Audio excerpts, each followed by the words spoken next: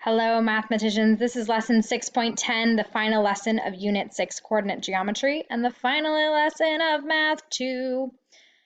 Mathematicians will calculate a point that partitions a line segment by a given ratio. So let's say we have the line segment AB from point A to point B.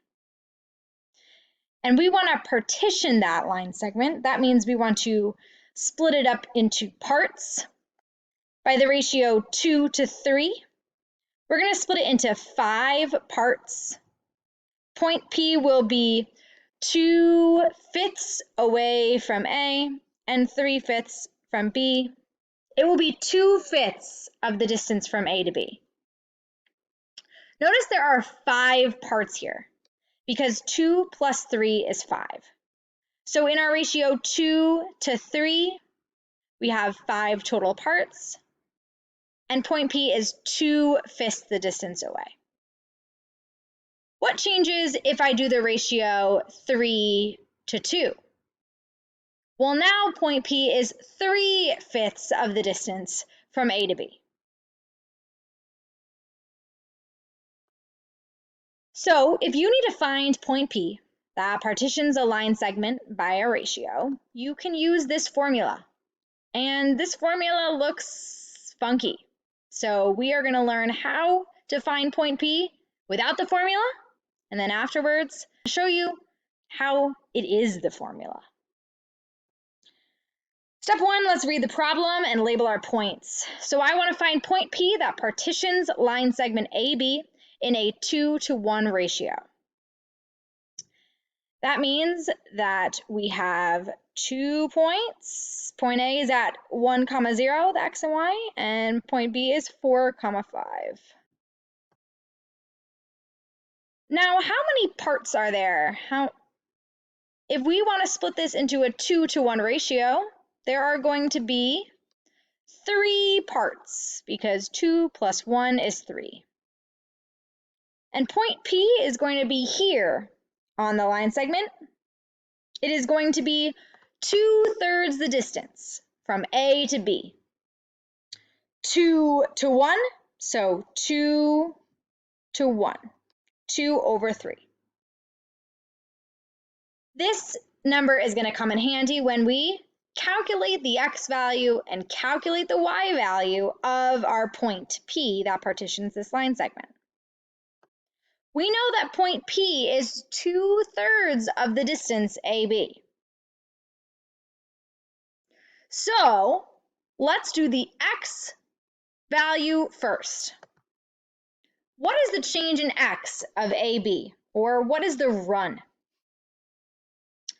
From A to B, we go from 1 to 4, or we can count 1, 2, 3 units is the run. So the change in x, 4 minus 1 is 3. We can calculate that by looking at the coordinates or looking at the graph. Now, if point P is 2/3 of this distance, then we are going to multiply 3 times 2/3. Remember, we got 3 because that was our change in x. And we're going to multiply that by 2/3 because point P is 2/3 of the distance. So 3 times 2/3 is 2. So we know that our point P is going to be 2 away. Our x value of point P is going to be 2 away from the x value of point A. So where does point A start? At 1. So we are going to add 2 to 1. When we add 2, either on the graph or 2 plus 1, we get 3. So the x coordinate of P will be 3. Next up, we have our y value. We're going to do the same process. We're going to look for the change in y. or the rise.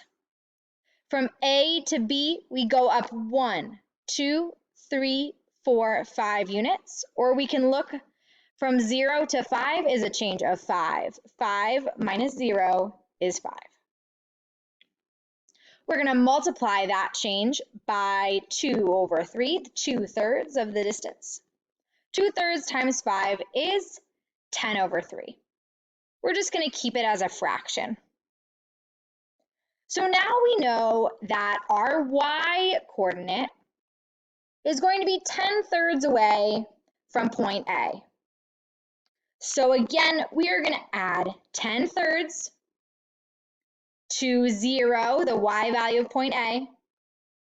And now we know our y coordinate is 10 over 3.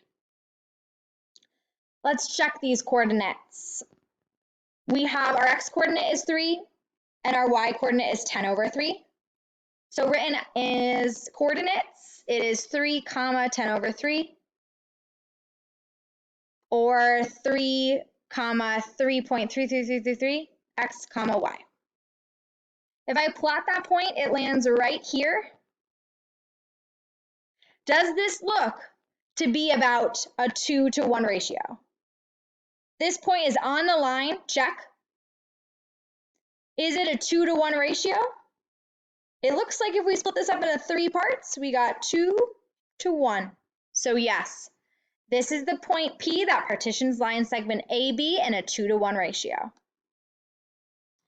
Now, these were a lot of steps. If I provided you the formula, would you be able to use it? This is the formula. Notice how the first thing we did was we looked at the ratio, A to B. Our ratio was 2 to 1. So we knew that point B would be 2/3 away. 2 over 2 plus 1. 2 over 3. So in both of these parentheses, we would have 2 over 3 in our problem. Next up, we looked at the changes in x and y, or the rise and the run. And when we calculated the change, we got 3 was our change in x and 5 was our change in y. And we multiplied both of these together. And we added that to our start point. So x1 was our x coordinate of point A, our starting point. y1 was our y coordinate of point A. So it was 0 was the y coordinate and 1 was the x coordinate. You can see that back on the picture, 1, 0. Now we're going to put all of that together. We are going to multiply first. 2/3 times 3 is 2 plus 1 is 3 on this side of the comma. So this is our x value. And then 2/3 times 5 is 10 over 3 plus 0 is 10 over 3. And so when we use our formula, we get 3, 10 over 3 is point P, which was our same answer. So that is how we used that formula. I encourage you to work on this con practice at this tiny URL to be prepared for this round 6.10. Congratulations at finishing Unit 6.